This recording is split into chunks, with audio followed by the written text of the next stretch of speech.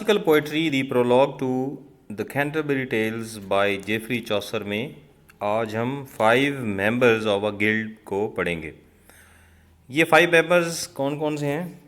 ये पिलग्रिम्स में एक हैबरडैशर है जिसका काम है सुई और सिलाई का काम करना। सेकंड इज़ कारपेंटर जो कि एक बढ़ई है, उसका काम है बढ़ई का और लकड़ी का काम कारपेंटर के ज़िम्मे है। उसके बाद है वेवर यानी जुलाहा जिसका काम है कपड़े का काम करना। और इसके बाद है डायर रंगरेज। तो इनके साथ एक एरास मेकर है जिसका काम है सजावटी पर्दों का काम जो है मुख्तलिफ़ जगहों पे वो जाके करता है। इससे हमें ये ज़ाहिर होता है कि चौसर यहाँ पे वर्किंग क्लास को इंट्रोड्यूस करवा रहे हैं कि उनके चौसर के इरा में जो वर्किंग क्लास थी उनकी कंडीशन कैसी थी। इनमें जो हम ये स्टडी करेंगे इसमें हमें इसका पता चलता है।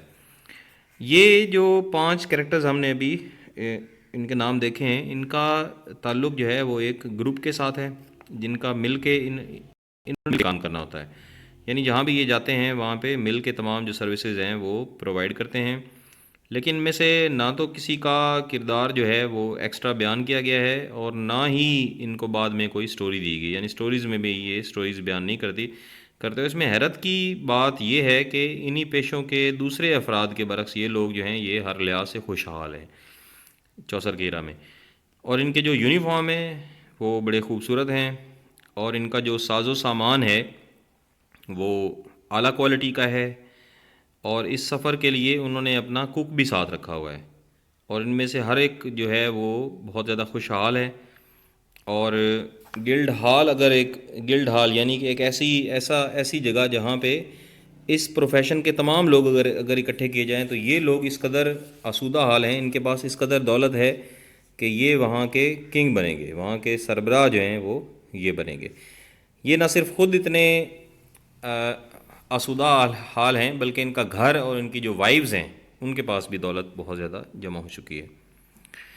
और इन्हीं के साथ इनका कुक है जो कि इनके लिए तमाम किस्म के काम जो है वो करता है और इनके लिए हर वक्त जो खाना है वो तैयार करता है। बस एक उसमें प्रॉब्लम है कि उसकी जो पिंडली है, उसकी जो काफ है, उस पर एक कैंसर का फोड़ा है।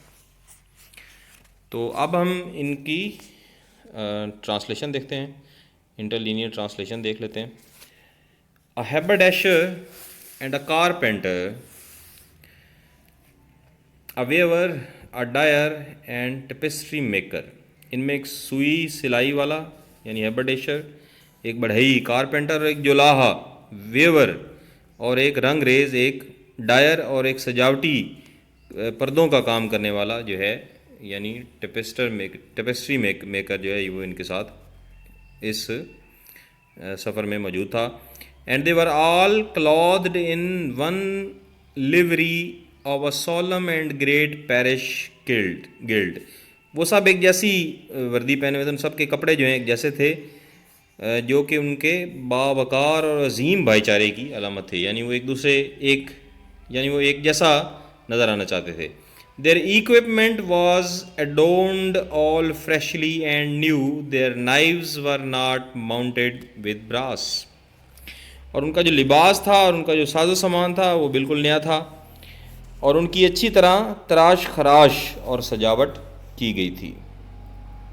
और उनके जो नाइव्स थे, उनके जो चाकू थे, उन पर चढ़े हुए जो कवर थे वो सिर्फ पीतल के नहीं थे बल्कि खालिस चांदी के थे।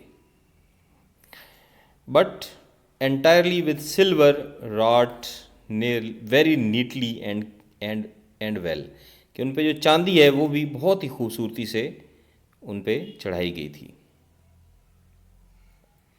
और चांदी जो है वो खूब कूट कर उन पे चढ़ाई गई थी, उसमें किसी किस्म की कमी नहीं की गई थी। There belts and there पर्सेज were every bit, उनके कमरबंद और थैलियाँ भी हर लिहाज से सेम इसी तरह से मुकम्मल थीं, खूबसूरत थीं। Each of them well seemed a solid citizen, इनमें से हर एक इतना खुशहाल लगता था, इस कदर वो खुशहाल था, to sit on a dice in a city hall, कि अगर सिटी हॉल में उनको बिठाया जाए तो उनके पास इस कदर दौलत थी कि उनको वहाँ पे स्टेज पे बिठाया जाता सबसे یعنی کہ اعزاز ان کو دیا جاتا کہ وہ وہاں کے اسپیشل گیسٹ بنتے. نیکسٹ ہے every one of them for the wisdom that he knows. یعنی ان کے پاس کافی، ان میں سے ہر ایک جو ہے اس کی اپنی ذہانت تھی. Was suitable to be an elder man, اور وہ اس قدر ذہین تھے کہ اپنی اس ذہانت کی وجہ سے وہ ایلڈر مین بنتے، یعنی صدر بنتے، یعنی وہ ایسے آدمی بنتے جن سے اس پروفیشن کے باقی لوگ جو ہیں صلاح مشورہ لیتے. For they had enough position and income, کیونکہ ان کے پاس کافی جائیداد تھی اور ان کے پاس آمدن بھی کافی زیادہ تھی. And also their wives would well assent to it, اور ان کی جو بیویاں تھیں ان کی بھی اس حیثیت سے مطمئن تھی، ان کی بیویاں بھی بڑی خوش تھیں کہ ہمارے جو ہسبینڈز ہیں ان کے پاس اس قدر دولت ہے، ان کا اس قدر نام ہے. And otherwise certainly they would be to blame, it is very fine to be called my lady. ورنہ یہ بات یقینی تھی کہ وہ ان پر الزام لگا دیتی. ان کی بیویوں کو میڈم کہلایا جانا بھی بہت خوشکن لگتا تھا. یعنی الزام لگا دیتی کا مطلب یہ ہے کہ اگر ان کے پاس اس قدر دولت نہ ہوتی تو اس ایرا میں ورکنگ کلاس کی یہ حالت تھی کہ ان کی بیویاں بھی ان سے خوش نہیں ہوتی تھیں. لیکن یہ ورکنگ کلاس کا ایک گلڈ تھا جو کہ اس قدر، ایک گروپ آف ورکنگ کلاس تھی، یہ اس قدر آسودہ حال تھے، ان کے پاس اس قدر انکم تھی، پوزیشن تھی کہ everybody was happy with them. ان کی وائفز بھی ان سے خوش تھیں. And go to feast on holiday eves, heading the procession, and have a gown with a train royally carried.